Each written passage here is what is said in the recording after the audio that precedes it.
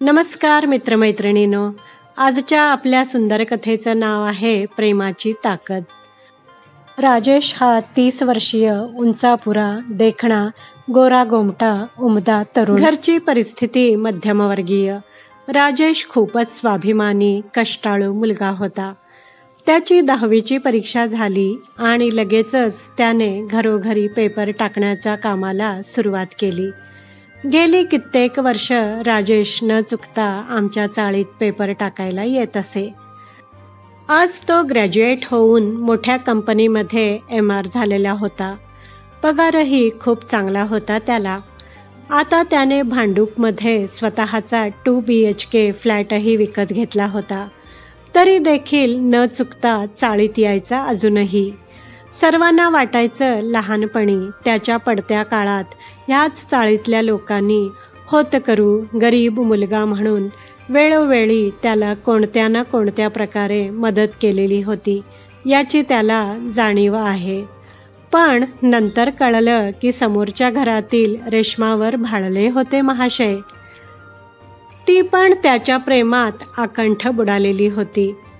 राजेशने पेपरसोबतच प्रेमपत्र देऊन रेश्माला प्रपोज सुद्धा केलं होतं.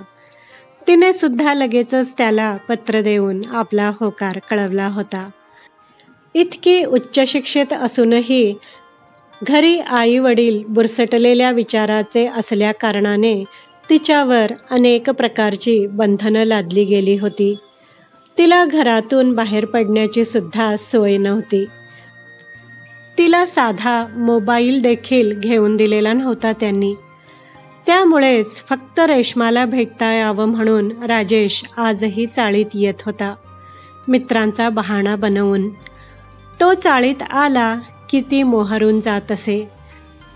काहीतरी कारण काढून बाहेर येणे, 2-4 शब्दांची देवघेव, नजरेतून ओसंडून वाहणारं प्रेम, एकमेकांची आवडती वस्तू हातात घेताना देताना होणारा प्रेमळ स्पर्श दोघांनाही सुखावून जात असे. राजेशने त्याच्या घरी रेश्माबद्दल सांगितलं होतं. कुठेच नान नव्हती. राजेशच्या दिलखुलास बापाने सांगितलं, नाही तयार झाला तो खडूस तर पळवून आण त्याच्या पोरीला. बापाच्या अशा शब्दांनी त्याला धीर मिळाला होता. पण तिचं तसं नव्हतं. मुलगा आपल्या जातीचा नाही हे कळल्यानंतर तिच्या बापाने घरात एकच अकांड तांडव केलेला होता. मी पण एक त्यांच्या घरचा फॅमिली फ्रेंड, सल्लागार म्हणून तिथेच उपस्थित होतो. मी दोघांचीही बाजू अगदी व्यवस्थितपणे त्यांच्यासमोर मांडली. पण तिचा बाप काहीच ऐकून घ्यायला तयार नव्हता. साधं मुलाचं नाव, काम काहीही न विचारता सर्वात आधी जात विचारून मोकळा झाला. रेश्माच्या घराबाहेर पडणं सुद्धा पूर्ण बंद केलं गेलं आणि लगेच त्याच दिवशी तिच्या लग्नासाठी प्रयत्नसुद्धा सुरू झाले. मीच राजेशला सगळी परिस्थिती आणि हकीकत सांगितली आणि चाळीत येऊ नको असा सल्ला देखील दिला त्याला. रेश्माचा भाऊ निखिल दाखवत मात्र नसला तरी तो रेश्माच्या बाजूने होता. तो माझ्याकडे आला. राजेशची नीट चौकशी केली आणि शेवटी मला म्हणाला, रेश्माला मदत ही केलीच पाहिजे. तिने बांधलेल्या राखीची, त्या बंधनाची आपण आता जाणीव ठेवलीच पाहिजे. 2 क्षणांसाठी त्याच्या डोळ्याच्या कडा ओलावल्या. मी आधीपासूनच रेश्मा आणि राजेशच्या बाजूने असल्याचं त्या दिवशीच्या प्रकरणामुळे त्याला कळलं होतं. सख्खा भाऊ असून देखील निखिल तळमळीने बोलला, राजेशला सांगा रेश्माला पळवून न्यायला. राजेशला मी आणि निखिलने भेटून हे सर्व सांगितले. राजेशजवळ आता दुसरा कुठला पर्यायच नव्हता. दिवस ठरला, वेळ ठरली. राजेशच्या घरचे सर्वजण कोर्टात उपस्थित होते. इकडे रेशूच्या हृदयात धडधड वाढली होती. सकाळीच तिने बरं वाटत नाही असं नाटक करून स्टेशन जवळच्या डॉक्टरकडे जाते असं सांगून बाहेर पडण्याचा प्रयत्न केला. तिच्या वडिलांनी पेपर वाचता वाचता चष्मा खाली करून संशयी नजरेने तिच्याकडे पाहिल्याचे निखिलने हेरले होते आणि तो पटकन म्हणाला, चल मी ऑफिसला चाललोय, बाईकने सोडतो तुला डॉक्टरकडे. तसं घरी सगळं आलबेल झालं. डॉक्टरकडून थेट घरी ये अशी धमकीवजा सूचना घेऊन दोघेही बाहेर पडले. मी आधीच कोर्टात पोहोचलो होतो. साधारण तासाभराने निखिल रेश्माला घेऊन कोर्टात आला. कायदेशीररित्या राजेश आणि रेशूचं लग्न झालं. निखिलने विटनेस म्हणून सही केली आणि त्याचा मोबाईल खणाणला. रेशू अजून घरी आलेली नाहीये आणि ती डॉक्टरांकडे सुद्धा नाहीये. रेश्माचा बाप जवळजवळ ओरडलाच. निखिल म्हणाला, मी लगेच घरी येतो. घरी येऊन थोडी शोधाशोध करण्याचं नाटक करून त्याने रेश्माने आधीच लिहून ठेवलेली चिठ्ठी वाचून दाखवली. घरच्यांनी रेशूशी संबंधच तोडले. इकडे रेश्मा मात्र खूप सुखात होती. सर्वांनी तिला फुलासारखं जपलं होतं. पोरीला जरासुद्धा त्रास झाला तर याद राखा असा दमच राजेशच्या बापाने घरातील सर्वांना दिला होता, विशेषतः स्वतःच्या फटकळ बायकोला.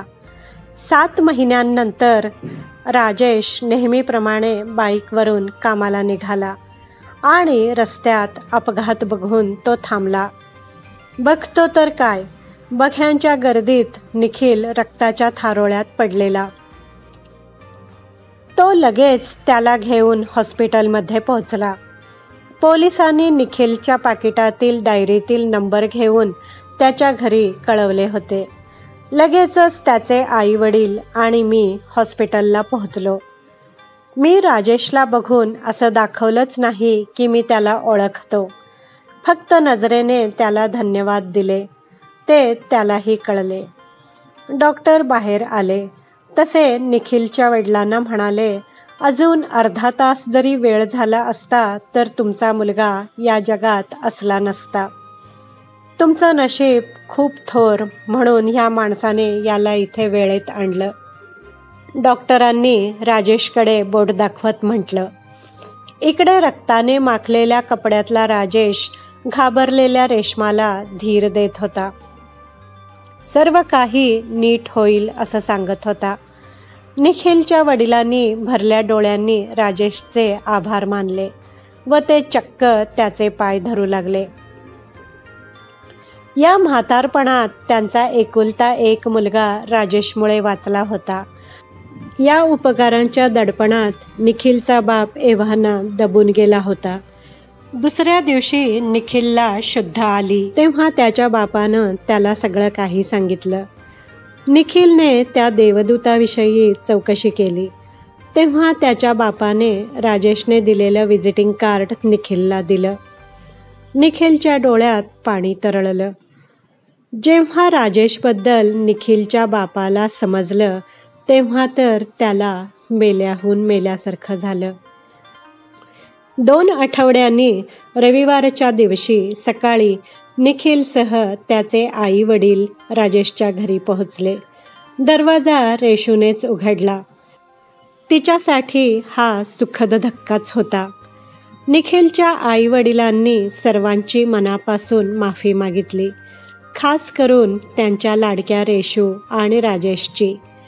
पोराचे जीव वाचवलेल्या उपकाराने जातीपातीच्या भ्रमाचा बुरखा एव्हाना फाटला होता. आज राजेश आणि रेशूला 3 वर्षांचा एक गोंडस मुलगा पण आहे, कृष्णा.